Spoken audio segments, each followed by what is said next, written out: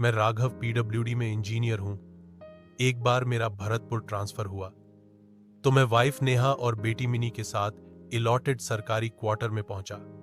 कैसा लगा हमारा नया घर? कुछ अजीब सा नहीं है?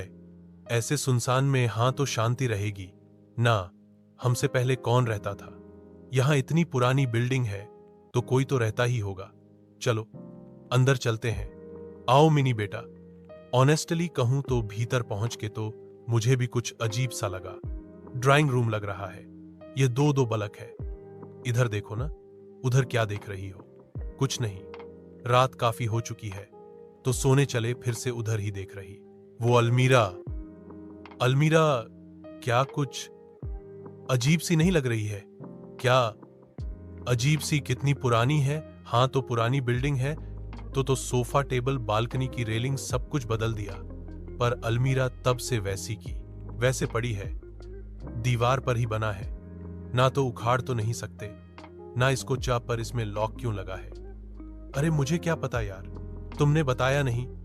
इससे पहले कौन रहता था यहां? मुझसे पहले जो इंजीनियर था डिपार्टमेंट में वह रहता होगा अपनी फैमिली के साथ, पर अलमीरा में लगे उस लॉक की हालत देख रहे हो। कम से कम 15-20 साल पुराना तो होगा ही। मतलब हमसे पहले यहां जो भी लोग रहे उन्होंने इसे खोलने की कोशिश नहीं की। हाँ शायद। क्यों क्यों? क्या मतलब? नहीं मतलब हमसे पहले यहां और लोग भी तो रहकर गए होंगे ना। 4-5 साल। हाँ तो इतने सालों में किसी के मन में नहीं आया कि इस अलमीरा के भीतर क्या होगा? हम बात तो सही है तुम्हारे राघव, तुम्हें नहीं लगता कि यहां मतलब इस घर में कुछ है? कुछ है मतलब मेरा मतलब तुम क्या तब से उस अलमारी को ही देखे जा रही हो? सुनो, इसको खोल के देखते हैं क्या है इसके अंदर। इतनी रात को देखते हैं ना, नहीं तो रात भर मेरे दिमाग में बस ये अलमीरा ही घूमती रहेगी। ठीक है यार, चलो देखते हैं। नहीं तो अगर अलमेगा ही घूमती रही तुम्हारे दिमाग में तो रे रोमांस का क्या होगा? अच्छा, इतनी थकान में भी रोमांस सूझ रहा है तुम्हें? और क्या, जिसकी ऐसी ब्यूटीफुल वाइफ हो उसको कभी थकान हो सकती है? चलो अब जल्दी से तोड़ देता हूं इस लॉक को। इतना भी कमजोर नहीं है कि हाथ से टूट जाए। अरे वो देखो, हथौड़ी पड़ी है तुम्हारे पैर के पास। इससे तो टूट जाएगा ना? इससे तो टूट ही जाना चाहिए। वाह, यह तो कुंडी संगीत समेत कुछ भी तो नहीं है इसमें। बदबू? क्या बदबू भरी है? पर ये आ कहां से रही है? क्या पता में बी अलमीरा से ही, पर अलमीरा में तो कुछ है ही नहीं। फिर ये बदबू कैसे? सुनो, ये दोनों बालकनी खोल देते हैं, निकल जाएगी बदबू। उफ क्या यार, जैसे जानवर सड़ रहा हो कोई। डोंट वरी, बदबू चली जाएगी जल्दी। हाँ चलो बेडरूम में जाकर सोने की तैयारी करते हैं। मिनी को भी नींद आ रही है। हाँ ठीक है, आओ मिनी बेटा। जब हम बेडरूम में पहुंचे तब तक रात बहुत हो चुकी थी और हम थक भी बहुत गए थे, तो बस हम जल्दी सो गए। उस अजीब सी आवाज ने नेहा की नींद खोल दी, तो उठकर उसने बेचैनी से इधर उधर देखा और यह जानने के लिए निकल गई कि आखिर यह आवाज आ कहां से रही है। तभी मेरी भी नींद खुली और नेहा को अपने पास ना पाके मैं उसे ढूंढता हुआ दूसरे कमरे में चला गया। और वहां मैंने देखा कि नेहा बालकनी में खड़ी हुई है, तो मैं उसके पीछे गया और उसकी कम पर हाथ रख दिया। नेहा, तुम यहां क्यों आए?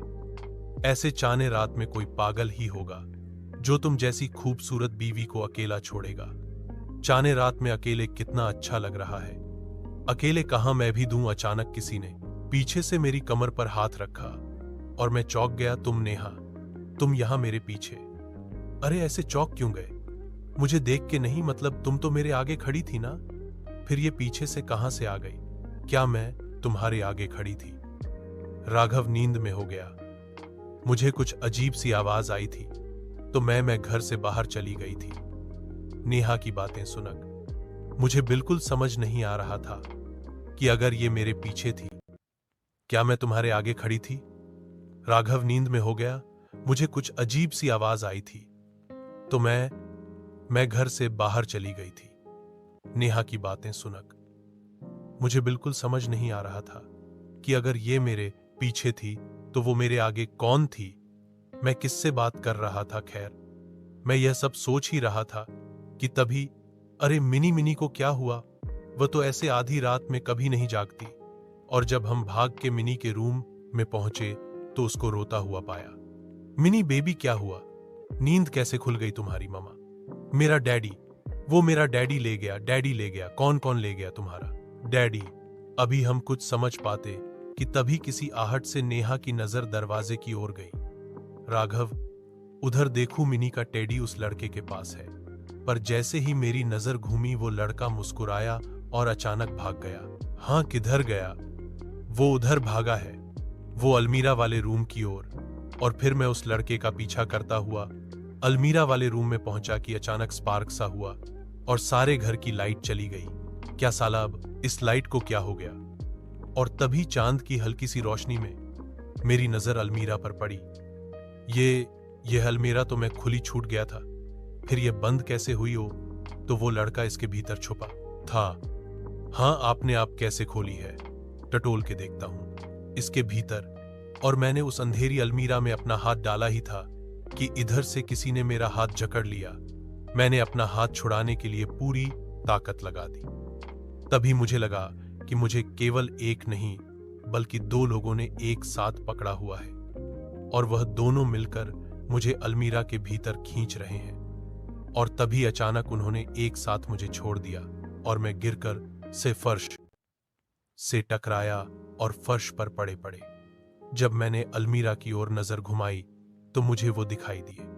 वह दोनों, एक काली बदसूरत भयानक औरत और उसके साथ वही बच्चा जिसने मिनी से उसका टेडी बेयर छीना था।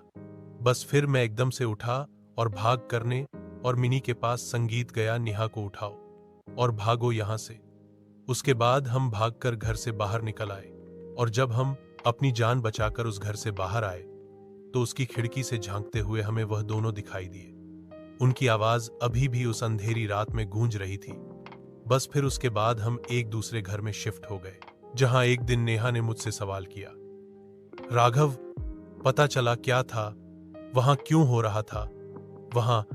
वह सब हाँ पूछा था किसी से, तो उसने बताया कि बरसों पहले एक काली, बहुत ही बदसूरत औरत अपने बच्चे के साथ उस घर में रहती थी, पर उसके और उसके बच्चे की भयानक शक्ल के चलते लोग उनसे बात करना तो दूर, उसके पास आने से भी डरते थे।